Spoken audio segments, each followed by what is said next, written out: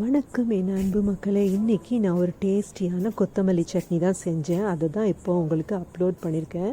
நீங்களும் பார்த்து என்ஜாய் பண்ணுங்கள். கொத்தமல்லி இலையை எடுத்து கழுவி எடுத்து வச்சுருக்கிறேன். புளி கொஞ்சம் எடுத்து வச்சுருக்கிறேன். அதுக்கப்புறம் 3 சில் தேங்காய் எடுத்து வச்சுருக்கிறேன். அதுக்கப்புறம் மிளகா ஒரு 3 காஞ்ச மிளகா, 1 டீஸ்பூன் உளுந்து, 2 பல் பூண்டு, 1 டீஸ்பூன் கடலைப்பருப்பு. அவ்வளோதான் தேவையான பொருட்கள்.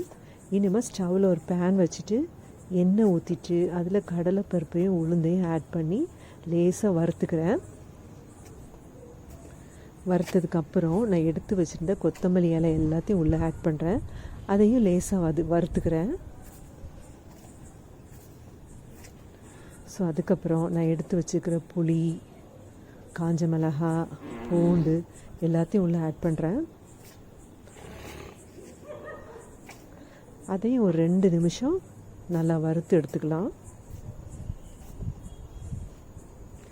அதுக்குள்ளே நான் எடுத்து வச்சிருந்த தேங்காய் சில் இருக்குது பார்த்தீங்களா, அதை மிக்சியில் போட்டு ஒரு அடி அடித்து எடுத்து வச்சுருக்கிறேன். இதையும் அதோடு ஆட் பண்ணுறேன்.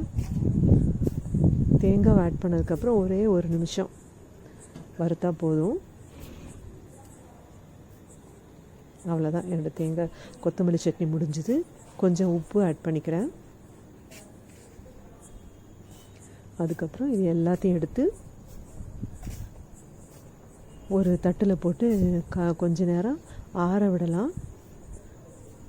அப்புறம் எல்லாத்தையும் எடுத்து மிக்சியில் நல்லா மையாக அரைச்சி எடுத்து வச்சிட வேண்டியதான். லாஸ்ட்டாக தாளித்து ஊற்றி எடுத்து வச்சுட்டேன். அவ்வளோதான், கொத்தமல்லி சட்னி முடிஞ்சுது. இது ரொம்ப டேஸ்ட்டாக இருக்கும். இதை நீங்கள் சட்னிக்கு வச்சு, இட்லிக்கு வச்சு சாப்பிடலாம், சப்பாத்திக்கு வச்சு சாப்பிடலாம், கர்ட் ரைஸ்க்கு ரொம்ப டேஸ்ட்டாக இருக்கும். என்னோடய வீடியோ உங்களுக்கு ரொம்ப பிடிச்சிருக்குன்னு நினைக்கிறேன். இன்னொரு வீடியோவில் உங்கள் எல்லாரையும் மீட் பண்ணுறேன். Thank you so much.